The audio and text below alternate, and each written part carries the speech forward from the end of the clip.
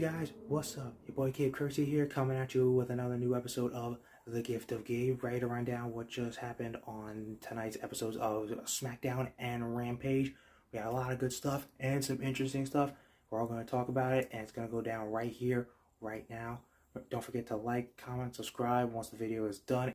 So to kick off SmackDown tonight, we had a huge angle outside of the arena with Drew McIntyre apparently hitting Karrion Kross with his car in a huge car accident and totally beating him down. Looks like McIntyre is finally unleashing his inner rage on Karrion Kross.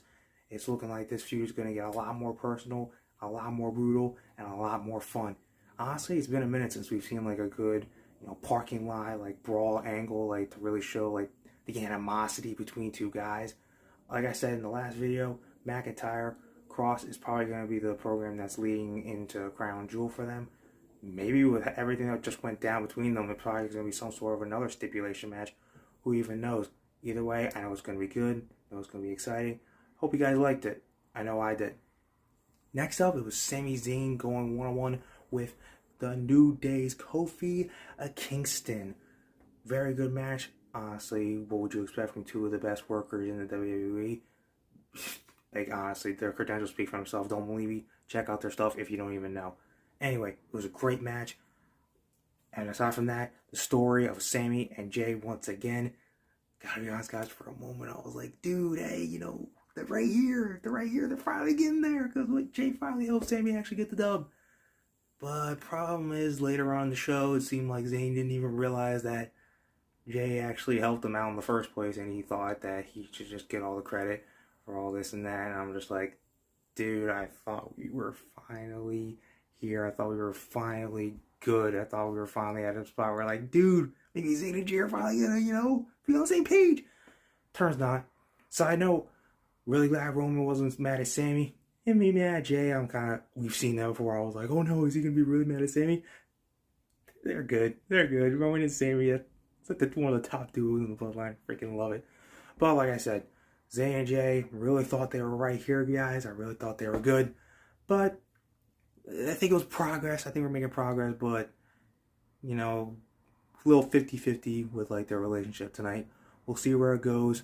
It's going to be entertaining. You guys will love it. I will love it. It's Sami Zayn, Jey Uso, and the bloodline. It's going to be literal gold. Next up on the show, we had a handicap match with Braun Strowman basically just fighting two jobbers, which that's not really the main story that's coming out of it. The story is Strowman and going face to face with Omos finally, and to like symbolize the future brawl between the two huge colossal giants here in the WWE. Yeah. Honestly, guys, like, I don't know about you, but like, I'm not really a huge fan of like Strowman and Omos. Like, I don't think it's gonna be as big as they're going to really play it up to be. No offense to Omos, like, honestly, since he separated from AJ, I really hadn't had that much interest in him, and even though they stuck MVP with him, I don't really still have that much interest in him as a whole. And plus, when it comes to you want to compare the two big guys, Braun Strowman is moons away from being, like, he's so much more talented than Omos is, and he can do a lot more stuff that would, like, honestly impress us too. So yeah, I don't really know about you guys. You guys might love it, and if you do, that's fine. Enjoy it, but honestly for me, I'm just like, Strowman versus Omos, okay, good, but I'm not really gonna get too excited about it. I will see where it goes. Maybe I'll change my mind, but I'm just not really seeing too much really here from a colossal giant, brawl between those two.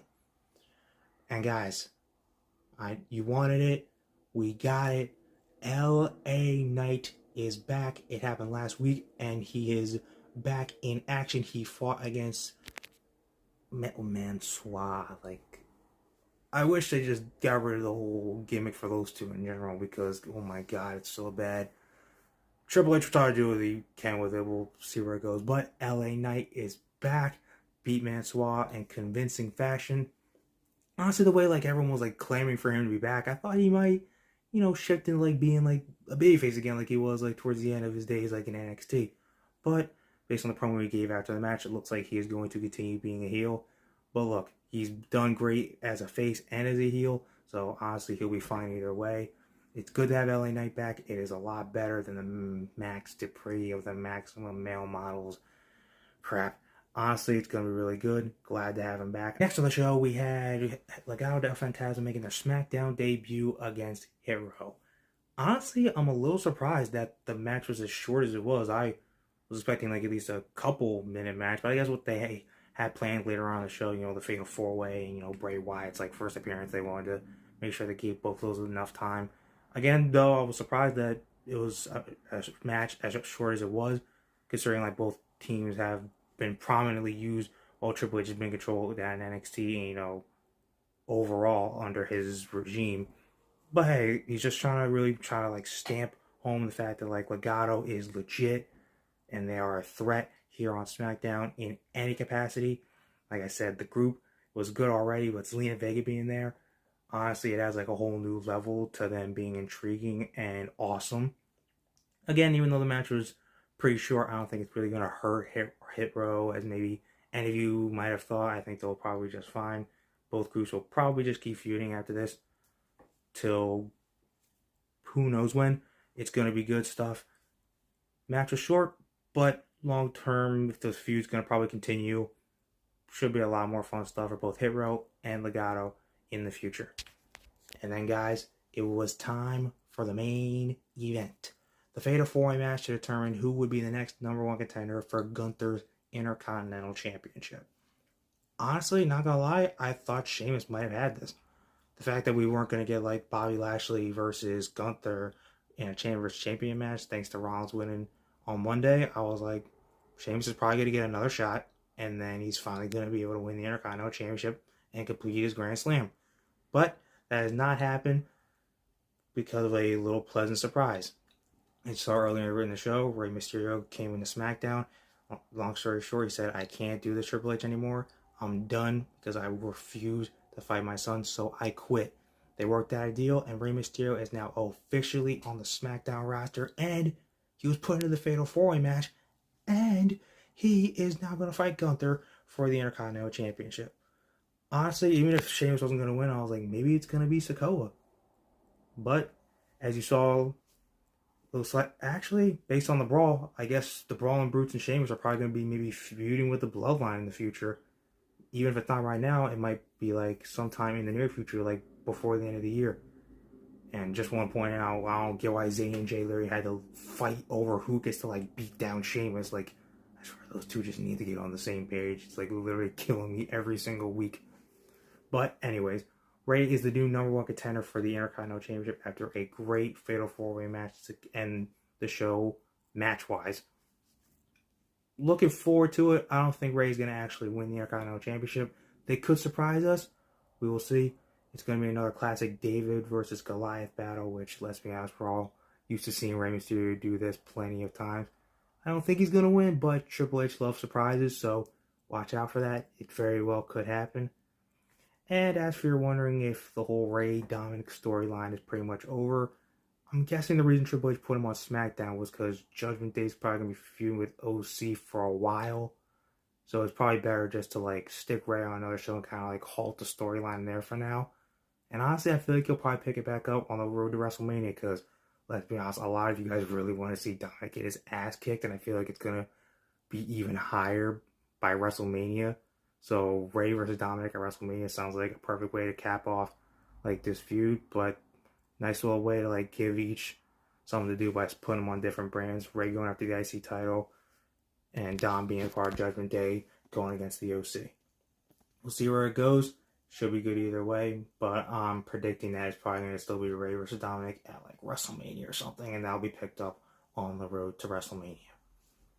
And alright, you guys, enough time has been passed. Enough waiting. Bray Wyatt officially back on SmackDown.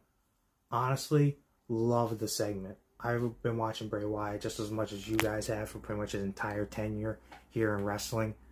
And like he said in that promo, that felt like the most real Bray Wyatt that like we have ever seen. Everything he said was from the heart.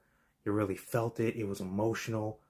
It really is good to have him back, and I can't wait to see what he does. Like, because Triple H is going to give him like full control over his character, because you've just heard so many people say about how his great creative mind is with his business. So I'm really intrigued and excited, as much as you guys are, to see where he goes with this new character. Even though I was a little confused about what was gonna maybe happen with the vignette that happened afterwards. Maybe it's like a split personality, as some of you might have like pointed out or theorizing. Who knows? It should be pretty good either way, because Bray Wyatt is a great creative mind. Triple H is a great creative mind. Either way, I'm sure it'll be really good, intriguing, and most importantly, entertaining. Now it's finally time to talk about Rampage. Show kicked off with Moxley and Castagnoli of the Blackpool Combat Club going against the Butcher and the Blade of... I don't really know what you even call that group at this point. I don't know if you can call it AFO because Andrade might be out. That's a whole story. You can look about that up if you don't know about it already. Anyways, it was a pretty good match, but the real story coming out afterwards, Moxley and Hangman this Tuesday, guys. I said on the last episode that was covering Dynamite, it is going to be so good. I am so excited, just as much as the rest of you guys are. And that promo on Wednesday just made me even more hyped for what we are about to see. It's going to be a great night on Tuesday. Moxley and Hangman. It is going to be a great night. It's going to be a great show. It's just going to be an amazing night. Moxley and Hangman, 3 years in the making. It is going to be an absolute brawl and one of the best matches I think we're going to see in Dynamite's history, in AEW's history, and just possibly even wrestling history. But speaking of adding more great stuff to Dynamite, Chris Jericho is going to be defending the Ring of Honor World Championship against another former Ring of Honor World Champion in the current Ring of Honor 6-man champion, Dalton Castle. Now, what we got, the result of that, what came from the Jericho Appreciation Society segment, where Danny Garcia tried to give us his explanation of why he's sticking with Jericho. Honestly, guys, I was surprised as you that he's sticking with Jericho. I really did think he was really probably going to go off on his own, but hey, Tony Khan did this for a reason. We'll see where it goes, and I'm pretty sure, hey, maybe he's just doing long-term storytelling. At the end of the day, I think he probably is still going to turn on Jericho at some point, and I think it'll be still really cool, and we'll still all be behind it, because the crowd's still loving him right now. I mean, granted, they're in Toronto, and they were the first time they were getting AEW action, but I'm sure everyone around the world still loves Garcia and the talent that he is, despite the fact that he's still sticking with Jericho. Honestly, I think we're going to be just fine. Garcia will be just fine. And plus, it's Jericho. No matter what you think, when you're with him, when you're involved with him, you're like on top, and what you're doing really does matter. So, Garcia will be fine. Still probably think he's going to turn on him at some point. So, if you're like a little bit like, why didn't he turn on him? This is ridiculously stupid. Just relax. We'll see where it goes, as I have said before. And finally, guys, to end the night, we had the returning Pinnacle with the perfect 10 Shawn Spears. First match back in over 5 months. A really good match because, well, it's FTR. What are you going to expect? It's just great match after great match after great match. They're called 7-star FTR for a reason. Not just because they have held 7 world championships. Though, that's another great reason. Anyways, great match. Great story of just having the Pinnacle back. It'll be interesting to hear MJF maybe speak about this on Wednesday, now that the group is like officially all around each other again, especially the 4 guys, and they're now all faces. So it'll be definitely interesting. We'll see what happens with that on Wednesday. But it was really fun having them back. I love Shawn Spears having the perfect 10 gimmick. Loved it back in WWE. Love it now. It's literally like his perfect gimmick. Like anyone else does it, it's not going to do anything. But him, it's literally amazing. So glad that it's back. Honestly, he might even change the name of his finisher from the C4 to maybe the P10. I don't even know. It was a lot of fun. Wasn't expecting the debut of a new faction tonight in the Kingdom. Matt Taven, Mike Bennett, and Maria Kanellis. I had seen Bennett and Kanellis during their stint in WWE, and I had heard about what they were doing over in Impact Wrestling. Surprised that they were showing up in AEW, because I thought I had heard that the WWE was maybe interested in them after their contracts had expired. But they're in AEW, they're now known as the Kingdom, and it looks like they are FTR's newest challengers for looks like the Ring of Honor and IWGP heavyweight tag team titles. And hey, just like all of FTR's past title defenses, it's going to be amazing. Probably, I'll probably guess 7 stars, maybe.